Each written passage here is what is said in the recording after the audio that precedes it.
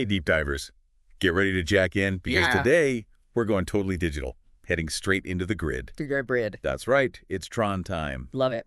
We're diving deep into Disney's reboot of this classic franchise. We've got all the intel, a brand new video game, rumors of a long-awaited sequel. We're going to cover it all. It's really fascinating how Disney is revitalizing this franchise. You know, it's not a simple nostalgia play. They're crafting a full-blown, multi-platform experience for everyone, whether you're a diehard fan from way back or a newbie just jacking in for the first time. Exactly. Speaking of jacking in, first up we've got to talk about this new Tron game dropping, Disney Tron. Catalyst. Have you seen this? Yeah. The main character, XO, has some seriously wild time loop powers. Can you imagine going head-to-head with an enemy who can just rewind every single mistake? Brutal. Talk about a challenge. Could you survive in a world like that? Time manipulation in a game, it just adds this whole other dimension of strategy, you know? It makes you rethink everything, every move, every decision.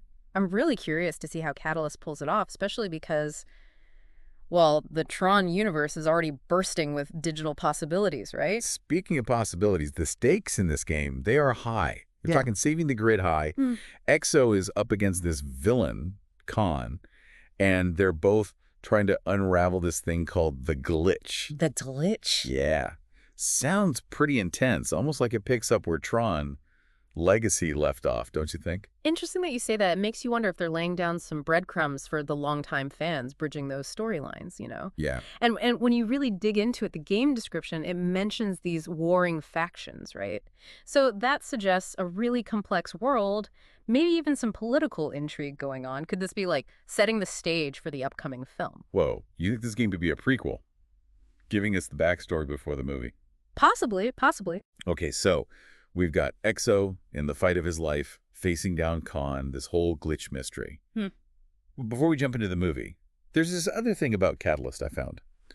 Well, unexpected. You know, it's funny. When I think about Tron, I don't usually think, like, deep philosophical discussions, you know? Right. But then we found this review from Movie Guide. Okay. And it's, for those who don't know, it's a website. They're known for their Christian film reviews. Okay. And get this. They actually gave the original Tron from back in '82 a positive review.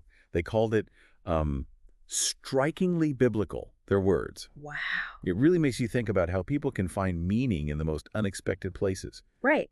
The themes in Tron, good versus evil, light versus darkness, the whole digital world is like a metaphor. It all kind of makes you think. And it just goes to show that science fiction, even when it's about a guy getting sucked into a computer, it can really resonate on a deeper level. It's true. And it highlights that you can find these universal themes, right? In all sorts of stories, no matter how fantastical they might seem. Absolutely. Okay, speaking of resonating with audiences, we got to talk about the new Tron movie. Tron airs. It's finally happening. It only took, what, a decade? I know, right? After years of rumors and pushbacks, it's finally on. We've got Jared Leto set to star. And from what we've heard, it sounds like this time we're going to be spending more time in the real world. Yeah, it's interesting, right? Because they've been kind of like teasing that for a while. Like, what happens when this digital consciousness, this program, crosses over into our world, a world that might not be ready for it, you know? It's a mind-blowing concept, especially now when AI is advancing so rapidly. What happens when the lines between digital and real start to blur? It's almost like science fiction becoming reality right before our eyes. Well, and that's the thing. We're so reliant on technology now, right? So this idea of a program, not just a program, but a sentient program existing in our world, it makes you question everything. It really does. I mean, it's almost too much to think about. But that's what's so great about Tron. It takes these huge ideas, tech, identity, even faith, and it throws them into this incredible world. It's true, yeah. You just can't look away. And it's always been pushing the envelope visually. I mean, absolutely. the first one, it was groundbreaking, the CGI. It really was. And it seems like Ares is ready to do that again, you know, take it to the next level. Oh, I am so ready for those light cycles, those suits, all that. But with a 2025 spin? Right. But it's more than just a visual thing. Like you said, Tron makes you think. It does. It's a reflection of us, our relationship with all this tech.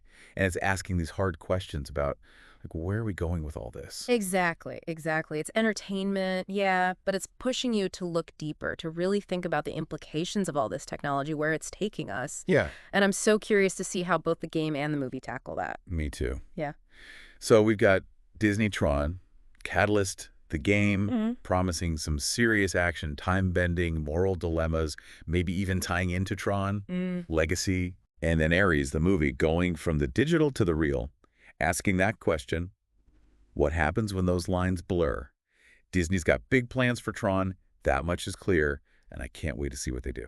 It's a good time to be a Tron fan. You got that right. Now, before we jack out of the grid for today, Deep Divers, we got to ask, what has you most hyped about the future of the Tron franchise? Hit us up on social media. Let's keep this conversation going. And don't forget to like and subscribe for more deep dives into all the stories and topics that matter. Until next time.